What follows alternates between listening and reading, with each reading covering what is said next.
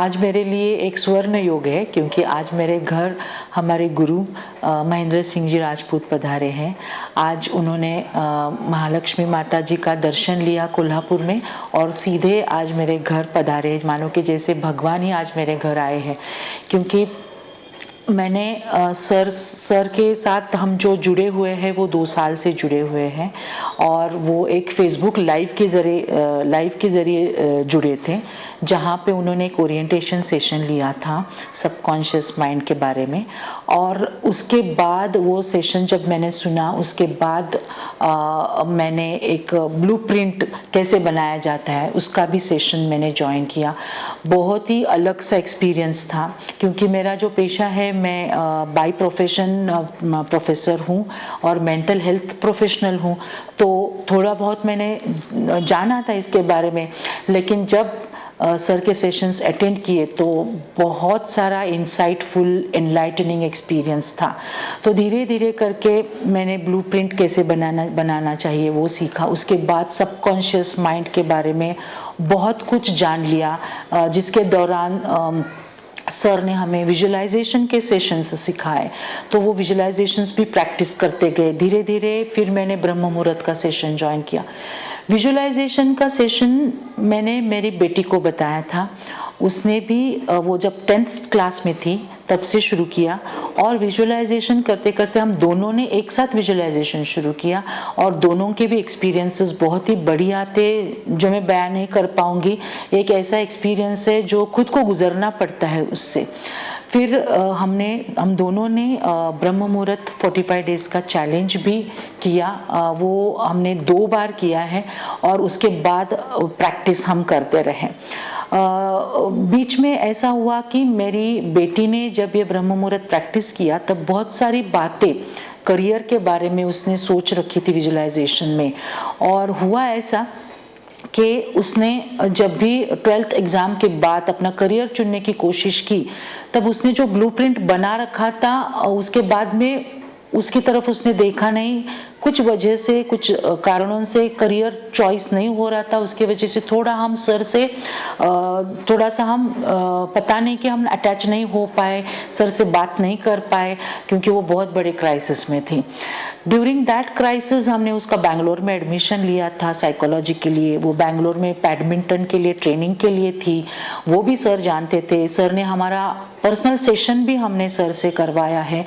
अंदर से वो बहुत कॉन्फिडेंट थी कि जो जिस जगह पे पहुंचना है वो ज़रूर पहुंचेगी, लेकिन पता नहीं कुछ गुमराह हो रहा था।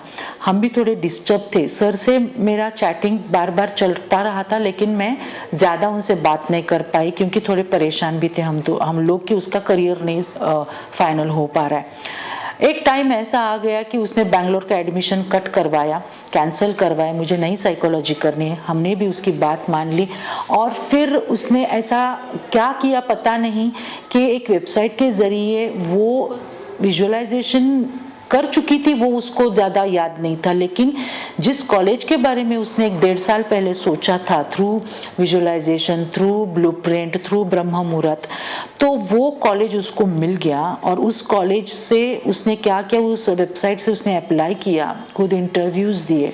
इंटरव्यू देने के बाद हमें कुछ भी पता नहीं था।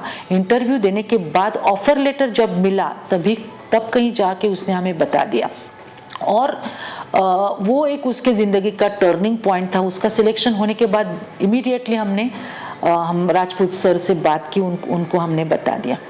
लेकिन इस पूरी जर्नी में मैं आप सब लोगों को ये बताना चाहूँगी कि हमें पहले खुद पे भरोसा रखना चाहिए।